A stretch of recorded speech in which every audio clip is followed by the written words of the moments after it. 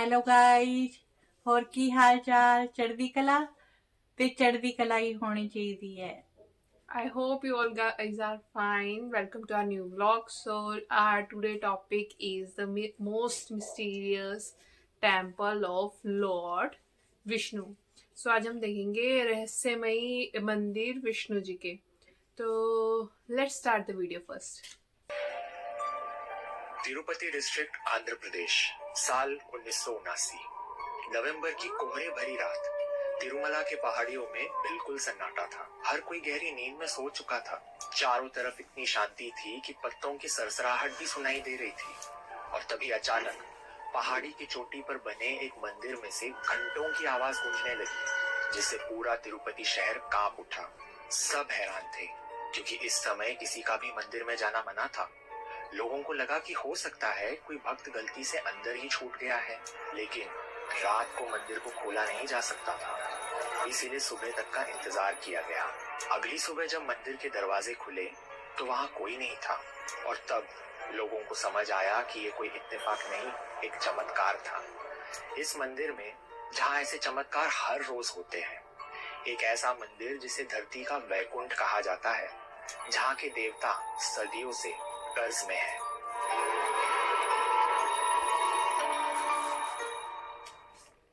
आंध्र प्रदेश के तिरुपति डिस्ट्रिक्ट में बसी तिरुमला रेंजेस 7 पहाड़ियों का एक ग्रुप है।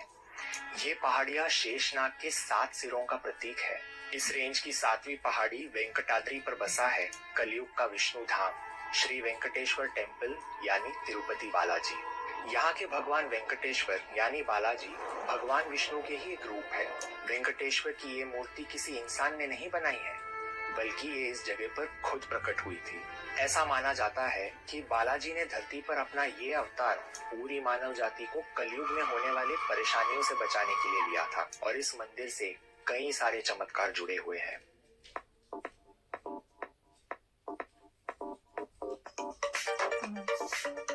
कई सारे चमत्कार जुड़े हुए हैं।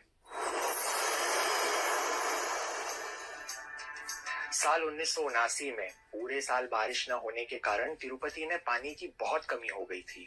ये परेशानी इतनी बढ़ चुकी थी कि मंदिर को टेम्परेरी बंद करने तक की नौबत आ गई थी। उन दिनों श्री पीवीआर के प्रसाद मंदिर ट्रस्ट के चेयरमैन थे। उनका मानना था कि वरुण देव की आराधना करने से इस समस्या का हल निकल सकता है, और इसलिए मंदिर में वरुण जापम के लिए तारीख तय की गई और इसके लिए खास पंडितों को बुलाया गया। लेकिन किसी कारण से ये पंडित वहां नहीं पहुंच पाए। श्री प्रसाद बहुत उलझन में पड़ गए। क्या वो कुछ गलत कर रहे थे?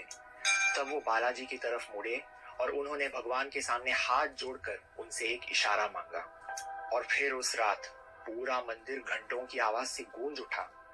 इसे बालाजी की सहमति मानकर श्री प्रसाद ने अगले ही दिन वरुण जाप शुरू किया। 3 दिनों तक ये जाप चलता रहा, लेकिन पानी की एक बूंद तक नहीं गिरी। भारी मन से इस जाप को रुकवा दिया गया। सब अपने अपने घर लौटने लगे, और तभी अचानक साफ आसमान से बारिश होने लगी, इतनी तेज कि जो नदी और नाले अब तक सूख गए थे, अब वो ओवरफ्लो हो रहे थे। ये बालाजी का ही चमत्कार था, जिसके कारण तिरुपति में पड़ा ये अकाल आखिरकार खत्म हो गया था। ये चमत्कार एक उदाहरण है बालाजी की महिमा और भक्तों की अटूट आस्था का, जिसके लिए वो मीलों दूर से बालाजी के दर्शन करने आते हैं और करोड़ों का दान भी देते हैं।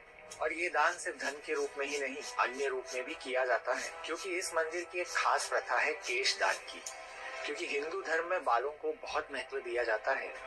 बाल एक शक्तिशाली सामाजिक प्रतीक है ऊर्जा, युवा और स्वास्थ्य का, और जब इंसान यही बाल खोने लगे तो उसके आत्मविश्वास पर असर पड़ने लगता है। दुख की बात यह है कि इसी डगमगाते आत्मविश्वास और भक्ति का आज एक मार्केट बनाया जा रहा है। क्योंकि मुंडन करवा के बाल दान करना एक मर्जी है, लेकिन समय से पहले अपने आप बाल जाना यानी हेयर लॉस और गंजापन अनुभव करना, ये एक बढ़ती दुविधा है जिसका मार्केट में बहुत फायदा उठाया जा रहा है। हजारों रुपए के एक्सटेंशन और विग बेचे जाते हैं, जबकि वो बने होते हैं इन्हीं दान किए गए बालों से।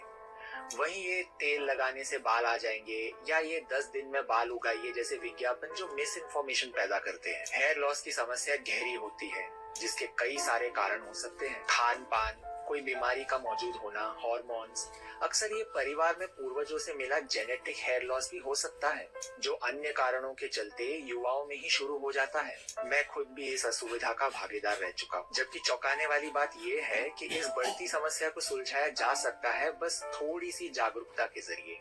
जाहिर है कि ये एक प्रोडक्ट से नहीं मिलती, संपूर्ण तरह से उपचार करना आवश्यक है।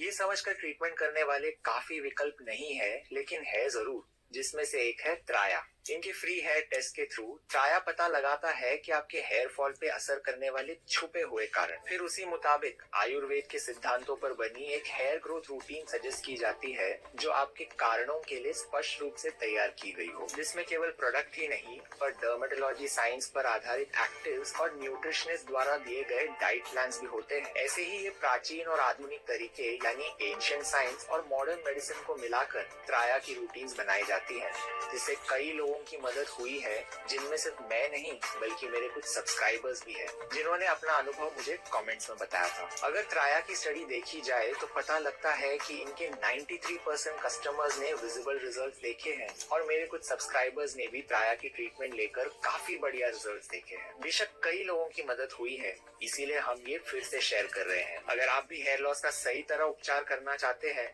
तो हमेशा उसके मूल कारण को पहले समझें और फिर ट्रीट करें। त्राया का ऐप डाउनलोड करके अपना फ्री हेयर टेस्ट लीजिए, उसके बाद अपना कस्टमाइज किट खरीदिए और 5 से 6 महीने में आपको रिजल्ट्स दिख जाएंगे। कोड BBC20 यूज करने पर 20% डिस्काउंट भी मिल जाएगा। लिंक आपको डिस्क्रिप्शन में मिल जाएगी। तिरुपति बालाजी दुनिया के सबसे अमीर मंदिरों में से एक है, जहां हर रोज लगभग 3 करोड़ तक का दान चढ़ता है, जिसमें पैसे के साथ हीरे, जवाहरात और सोना भी शामिल है। और इतना ज्यादा दान देने के पीछे भक्तों का एक उद्देश्य है, बालाजी का कर्ज चुकाना। लेकिन आखिरकार एक देवता कर्ज में कैसे हो सकते हैं? ये कहानी जुड़ी है इस धरती पर बालाजी यानी भगवान वेंकटेश्वर के अवतरण से। पुराणों के अनुसार एक बार महर्षि भृगु विष्णु जी से मिलने के लिए वैकुंठ पहुंचे। उस समय विष्णु जी और देवी लक्ष्मी आराम कर रहे थे और इसीलिए उन्हें ऋषि भृगु के आगमन की कोई खबर नहीं थी। ये देखकर ऋषि भृगु बहुत क्रोधित हो गए और उन्होंने विष्णु जी के सीने पर जोर से अपना पैर मार दिया। विष्णु जी उठकर बैठ गए, लेकिन उन ऋषि से गुस्सा होने की बजाय वो उनका पैर पकड़कर उसे दबाने लगे, जैसे कि विष्णु जी को मारने से ऋषि भृगु के पैर में चोट लग गई हो। लेकिन देवी लक्ष्मी को ये बात बिल्कुल अच्छी नहीं लगी, क्योंकि वो विष्णु जी के सीने में वास करती है और इसीलिए देवी लक्ष्मी क्रोध में आकर वैकुंठ छोड़कर चली गई। देवी लक्ष्मी को ढूंढने के लिए विष्णु जी अपना धाम छोड़कर धरती पर आ गए और उन्होंने वकुला देवी नाम की महिला के यहाँ श्रीनिवास के नाम से जन्म लिया। कई साल बीत गए और अब श्रीनिवास की शादी की उम्र हो चुकी थी। एक दिन एक जंगली हाथी का पीछा करते हुए श्रीनिवास आकाश राजा के महल के बगीचे में जा पहुंचे, जहां आकाश राजा की बेटी पद्मावती अपने सहेलियों के साथ खेल रही थी। श्रीनिवास और पद्मावती की नजरें मिली और उसी पल वो एक दूसरे से प्रेम करने लगे। श्रीनिवास ने घर लौटकर ये पूरी कहानी अपनी माँ वकुला देवी को सुनाई। वकुला देवी ये खबर सुनकर बहुत खुश हुई और आकाश राजा के यहाँ रिश्ता लेकर पहुंची। रिश्ता पक्का हो गया, पत्रिका लिखी गई और शादी की तारीख तय की गई। ऐसा माना जाता है कि शादी का आयोजन भव्य रूप से करने के लिए भगवान श्रीनिवास ने कुबेर से बहुत बड़ा कर्जा लिया। इसके बाद भगवान श्रीनिवास और देवी पद्मावती की धूमधाम से शादी हो गई। 6 महीने बाद देवी लक्ष्मी तक इस शादी की खबर पहुंची। उन्हें इस बात पर विश्वास नहीं हुआ और वो तुरंत ही विष्णु जी से मिलने पहुंची। ऐसा कहा जाता है कि वहां पहुंचने पर देवी लक्ष्मी और देवी पद्मावती का आमना सामना हुआ और उन दोनों के बीच बहस छिड़ गई। ये देख भगवान श्रीनिवास यानी विष्णु जी ने वही मूर्ति का रूप ले लिया। तब शिव जी और ब्रह्मा जी वहां प्रकट हुए और उन्होंने दोनों देवियों को इस सब के पीछे विष्णु जी के धरती पर इस रूप में बसने के उद्देश्य के बारे में बताया, जिसका कारण था धरती पर बढ़ते हुए पाप और परेशानियों से अपने भक्तों की रक्षा करना। ये बात समझकर दोनों देवियों ने पूरे सम्मान के साथ भगवान श्रीनिवास के सीने में अपना अपना स्थान ग्रहण किया। जिसके बाद से यहाँ इस मूर्ति को वेंकटेश्वर के रूप में पूजा जाने लगा। और आज भी तिरुमला की पहाड़ियों में रहकर भगवान वेंकटेश्वर यानी बालाजी अपने भक्तों का ध्यान रखते हैं। माना जाता है कि कुबेर से अपनी शादी के लिए लिया हुआ वो कर्ज भगवान वेंकटेश्वर ने कलयुग के अंत तक चुकाने का वचन दिया था। इसीलिए अपने कर्ज में डूबे प्रभु की मदद के लिए भक्त यहाँ इतना सारा दान चढ़ाते हैं, ताकि बालाजी अपना कर्ज इस युग के खत्म होने तक बिना किसी मुश्किल से चुका सके। लेकिन पैसों और बाकी दान के अलावा लोग अपनी एक और कीमती चीज बालाजी के चरणों में समर्पित करते हैं। क्या आपने कभी सोचा है कि तिरुपति बालाजी में लोग अपने बाल क्यों दान करते हैं? हर साल करीब 40 मिलियन लोग तिरुपति बालाजी दर्शन करने आते हैं, जिनमें से हर रोज लगभग 20,000 लोग यहाँ अपने बाल समर्पित कर देते हैं। यहाँ के मान्यता के अनुसार यहाँ केश दान देने से इंसान की हर इच्छा पूरी होती है। लोग यहाँ आकर कई मन्नतें मांगते हैं और पूरी आस्था के साथ अपना सिर मुंडवा देते हैं। मंदिर में काम करने वाले लोग इन बालों को इकट्ठा करते हैं, उन्हें धोकर साफ करते हैं और फिर इनसे हेयर विग्स और हेयर एक्सटेंशंस बनाए जाते हैं। ऐसा माना जाता है कि पूरी दुनिया में इंडियन हेयर की डिमांड बहुत ज्यादा है और इसीलिए बड़े दामों में इन विग्स को ग्लोबली बेचा जाता है।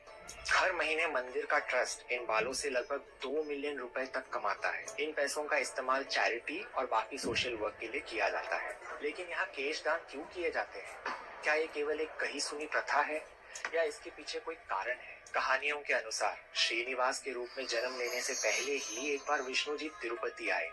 उस समय एक ग्वाले की कुल्हाड़ी से गलती से उनके सर पर चोट लग गई। इस चोट के कारण उनके सर से थोड़े बाल गायब हो गए थे। जब गंधर्व राजकुमारी नीला देवी ने ये देखा तो उन्होंने बिना कुछ सोचे ही अपने खूबसूरत लंबे बाल काटकर विष्णु जी के सर पर जोड़ दिए। बाल एक इंसान की बाहरी खूबसूरती का अहम हिस्सा होते हैं, लेकिन नीला देवी ने बिना कुछ सोचे अपने बाल विष्णु जी को दे दिए। इस बात से खुश होकर विष्णु जी ने ये ऐलान किया कि जो भी तिरुपति में आकर उनके आगे अपने बाल समर्पित करेगा उसकी हर इच्छा पूरी होगी। और इसीलिए आज भी बड़ी संख्या में लोग यहाँ अपने बाल चढ़ाते हैं। 1200 साल से चली आ रही ये प्रथा प्रतीक है बाहरी संसार और इसकी खूबसूरती को छोड़कर आत्मा और भगवान से मिलने का। कहते हैं कि नीला देवी के बाल आज भी मंदिर में स्थापित भगवान वेंकटेश्वर के सर पर लगे हुए हैं, जो कि असली है और सदियों से ऐसे ही खूबसूरत बने हुए हैं, जिसके पीछे का राज आज तक कोई नहीं समझ पाया है। लेकिन सिर्फ यही नहीं, इसके अलावा और भी कई अनसुने राज हैं जो इस मंदिर की दीवारों के अंदर छुपे हुए हैं। क्या आप जानते हैं कि मंदिर परिसर में पंखे हर वक्त चलते रहते हैं, क्योंकि बालाजी को बहुत गर्मी लगती है और यही कारण है कि हर वक्त उनकी मूर्ति गीली रहती है। ना कोई अभिषेक ना स्नान।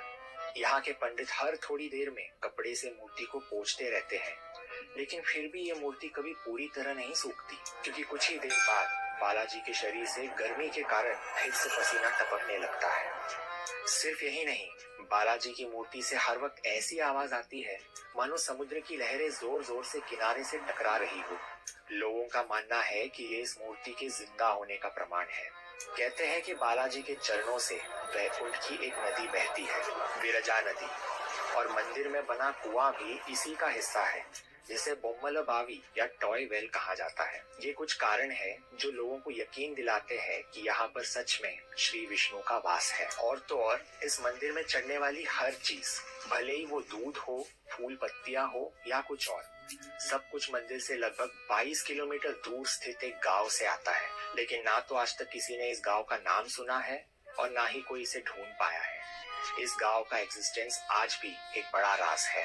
क्या आप कभी तिरुपति बालाजी गए हैं? हमें कमेंट्स में बताइए। अगर आपको ये वीडियो पसंद आया तो इसे लाइक और शेयर कीजिए।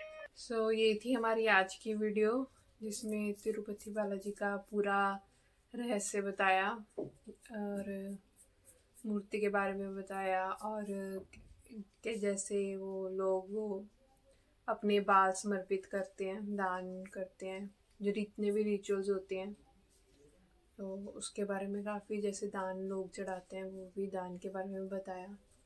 सभी की मनोकामनाएं पूर्ण होती हैं जो बाल दान करता है। सो कैसी लगी आपको आज की वीडियो, ये हमें बताना। और ऐसे हम और भी मिस्टीरियस टेम्पल लेके आएंगे और उनके ऊपर भी वीडियोस बनाएंगे, देखेंगे कि और कितने मिस्टीरियस टेम्पल हैं हमारे इंडिया में। So stay tuned with us, see you soon in the next vlog. Thanks for watching.